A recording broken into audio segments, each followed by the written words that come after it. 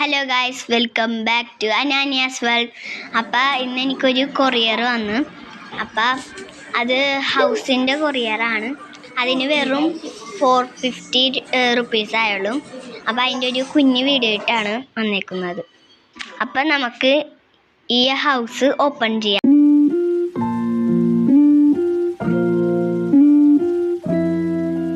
ഇതിൽ സ്റ്റിക്കുണ്ട്, പിന്നെ സെറ്റ് ചെയ്യാനുള്ള കുഞ്ഞു കുഞ്ഞു സാധനങ്ങളുണ്ട്.